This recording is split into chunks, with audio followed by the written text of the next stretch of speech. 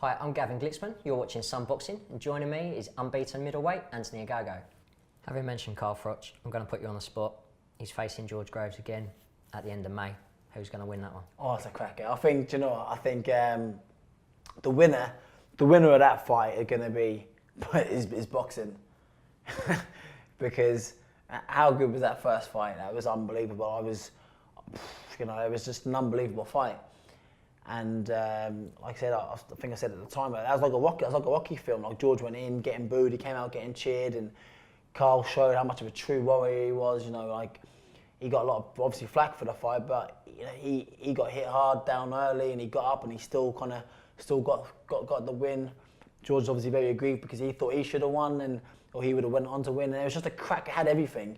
Hence we've got the massive rematch. Hence it's at Wembley Stadium. I've been to Wembley loads of times because I'm a massive football fan, but every time I go, I sit around and look around and think I'd love to fight here.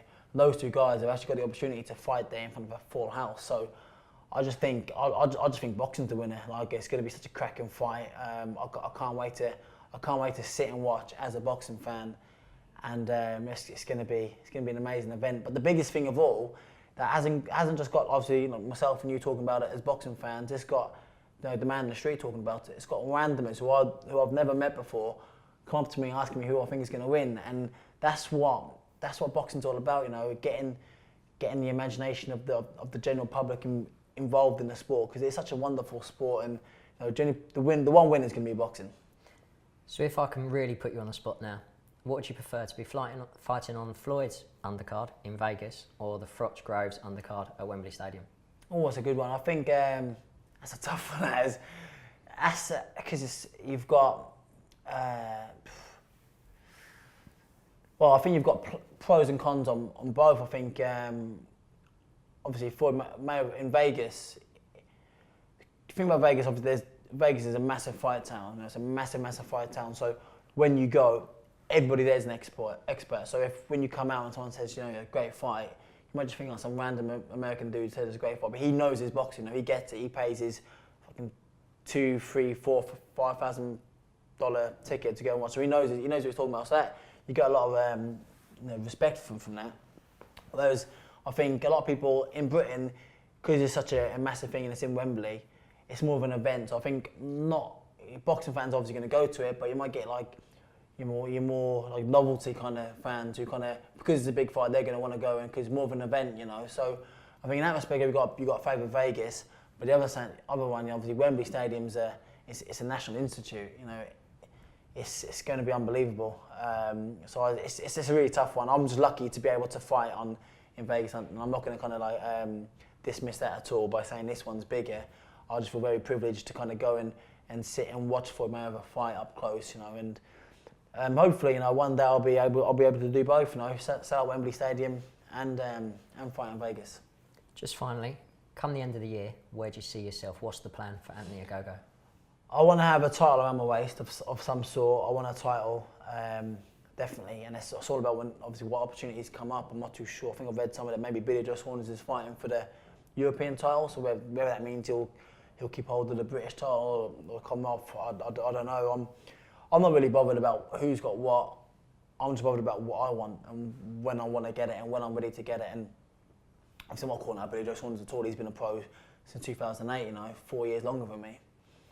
So I'm sure he's going to go on and do great things in the sport. But I just want to become a champion by the end of the year. I want a belt of some sort. So whether it's Southern area, Europe, Southern area, English or British or Commonwealth, I don't know. But I want to have a belt of some sort. Obviously to remain undefeated, carry on gaining experience, and just to go into 2015 in a better place I was going into 2014. Which I think if I don't fight again now, I'm going to go into a better place because I've learned a lot already.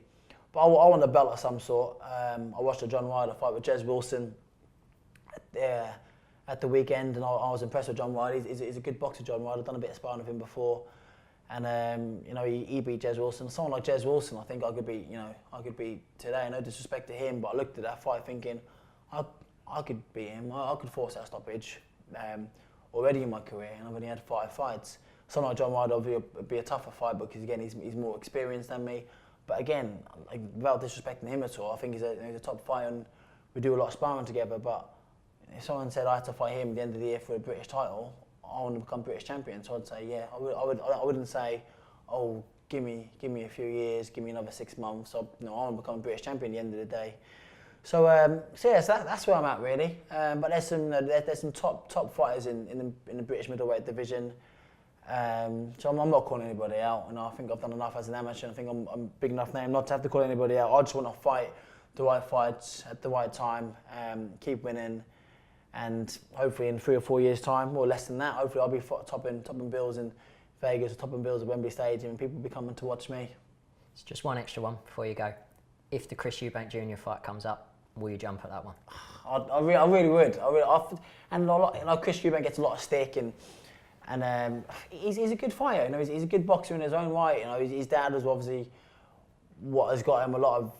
He's been garnered with a lot of attention because of obviously who his dad was. But Chris Eubank, he's a good fighter in his own right. So I think that'd be a great fight. I think we're both young, we're both fast, we're both punch hard, we're both. I think it'd be a cracking fight. So if that fight was offered up, I'd jump at the chance. But I think that fight, in particular, more than other fights, even though I wouldn't say he was any better than somebody like John Ryder, but I think even that fight between me and him could be massive in a couple of years' time. I really do. I think that could sell out, promoted correctly and advertised correctly. I think that could sell out at the very least a stadium in 18 months' time. And I think that could be for if it's Commonwealth, British or European, that could be a massive fight between me and him. I'm sure we'd both promote it the right way. I'm sure I wouldn't have a problem selling the tickets for that one. And yeah, I think I'd win. I watched him, and I think I see quite a few weaknesses in his game.